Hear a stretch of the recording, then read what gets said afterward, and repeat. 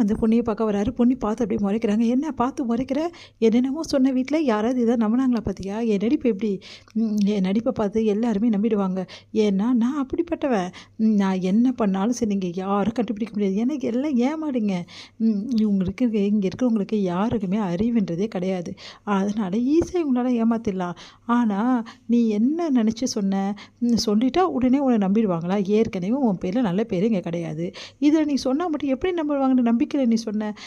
நான் நல்லதை நினச்சி தான் சொன்னேன். உன்னை மாதிரி அயோகங்கிட்ட அவங்க மாட்டிக்கக்கூடாதுன்னு தான் சொன்னேன். நீ சொன்ன, ஆனால் அவங்க கேட்டாங்களா? கேட்க மாட்டாங்க. ஏன்னா என்னை பற்றி அந்த அளவு நான் இங்கே வந்து நடித்து வச்சுருக்கேன். என்னை பற்றி பெரிய இமேஜ் ஒன்று உருவாக்கியிருக்கேன். அந்த இமேஜை யாராலையும் உடைக்க முடியாது. ஒன்றால் கூட உடைக்க முடியாது. நான் உடச்சி காட்டுறேன். உன்னோட அயோக்கியத்தனத்தை எப்படியும் தோல் உரிச்சு எல்லாரும் முன்னாடி வந்து காட்டுனா இல்லையான்னு பாரு. அதையும் பார்க்கலாம். முன்னாடி ஒரு சபதம் போட்ட, எப்படியாவது வந்து உன்னை பற்றி நான் நிரூபித்து எல்லார்கிட்டையும் நான் எல்லாத்தையும் நிரூபிப்பேன்னு சொல்லிட்டு இப்போ ஒரு சபதம் போடுற, என்னை வீட்டை விட்டு துரத்துவேன்னு சொல்லிட்டு இதில் எதுவுமே நடக்க போகுது. நீ தான் இந்த வீட்டை விட்டு போட போகிற. அதுவும் ஃபஸ்ட்டாவது பரவாயில்ல, நீ போனீங்கன்னா நீ வந்து எங்கள் வீட்டுக்கு துரோகம் பண்ணிட்ட அப்படின்னு நினைப்பாங்க. இப்போ போனேன்னு வச்சுக்கோயேன், என்னை பற்றி வர கேவலமாக வந்து பேசி வச்சுருக்கேன். அப்போது டபுள் மடங்கில் உன்னை வெறுத்து ஒதுக்குவாங்க இவங்க. இதுக்கப்புறம் மூஞ்சிலே முடிக்காதுன்னு கூட சொல்லிடுவாங்க. அப்படின்னோடனே அப்படியே பார்க்குறாங்க. என்ன நினச்சிட்டு இருக்க மனசில்?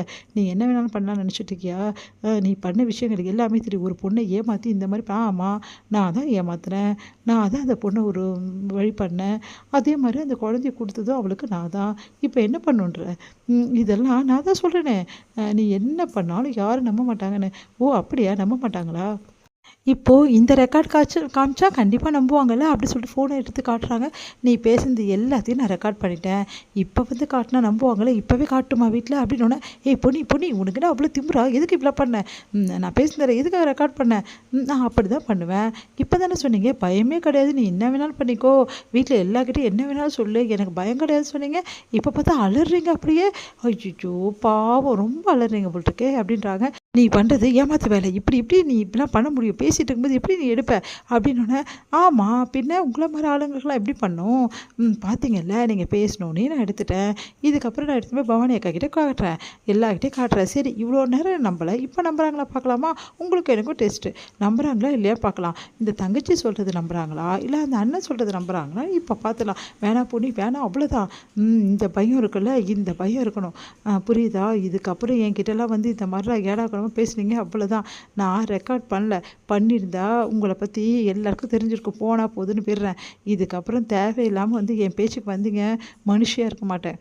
முக்கியமான விஷயம், உங்களை பற்றி முழு விவரமும் நல்லா வந்து எல்லா முன்னாடியும் அதுவும் வந்து ப்ரூஃபோட நான் நிரூபிப்பேன். அப்போ தானே இருக்குது உங்களுக்கு. இப்போ வந்து எல்லோரும் என்ன வேணாலும் பேசலாம். அப்போது எல்லோரும் உங்களை பற்றி நல்லா தெரிஞ்சுப்பாங்க. நீ எப்படிப்பட்டவன், எப்படிலாம் எத்தனை பொண்ணுங்களை ஏமாற்றிருக்கீங்க. பொண்ணுங்களோட லிஸ்ட்டு கொஞ்சம் நிஜமாகவே இருக்குது. அவ்வளோ பொண்ணுங்களை எடுத்து நிற்க வச்சா இந்த வீடே தாங்காது. அப்புறம் உங்களை பற்றி எல்லா விஷயமும் தெரிஞ்சுட்டோம் எல்லாருக்கும் அப்படின்னோடனே அப்படியே டென்ஷனாக எங்கேருந்து போகிறாரு. பொண்ணையை பார்த்துட்டு இங்கே வந்து என்ன பண்ணுறாரு, சக்தி கிட்ட அவங்க அப்பா கேட்டுட்ருக்காரு, என்னப்பா பொண்ணு இவ்வளோ பிடிவாதமாக இருக்காளே அப்படின்னு. வீட்டில் எல்லாம் டென்ஷனாக இருக்காங்க அப்படின்றாங்க. வேறு என்னப்பா பண்ணுவா பொண்ணி? அவள் நினச்சது கரெக்டுன்னு அவள் நினைக்கிறா. உண்மையிலே மாப்பிள்ளை இப்படிலாம் தப்பு பண்ணியிருப்பாருப்பா தெரியலையே. ஆனால் வந்து கண்டிப்பாக வந்து இந்த விஷயம் வெளியே வரும். ஏன்னா பொண்ணி வந்து இதை சும்மா விடவே மாட்டா. ஏன்னா பொண்ணி சொல்கிறது பொய்ன்னு சொல்லி அவளை வெறுப்பேற்றி வச்சுருக்காங்க. அதனால் கண்டிப்பாக எனக்கு என்னமோ பொண்ணி இதை வந்து ஆதாரத்தோடு நிரூபிப்பான்னு தான் தோணுது. அப்போது நீ நம்புறியாப்பா மாப்பிள்ளை இப்படி தப்பு பண்ணியிருப்பாருன்னு சொல்லிட்டு. இல்லைப்பா எனக்கு என்னமோ பொண்ணு சொல்கிறது கரெக்டு தான் தோணுது. மாமா ஏதோ நடிக்கிற மாதிரி தான்ப்பா எனக்கு தெரியுது அப்படின்னு சக்தி சொல்கிறாரு. அதை கேட்டு சந்திரசேகர் யோசிக்கிறாரு. என்னப்பா நீ சொல்கிற அப்படின்னோடனே எனக்கும் ஒன்றும் புரியல அப்படின்னு சொல்லிட்டு சண்முகமும் சொல்கிறாரு. இதோட முடியுது.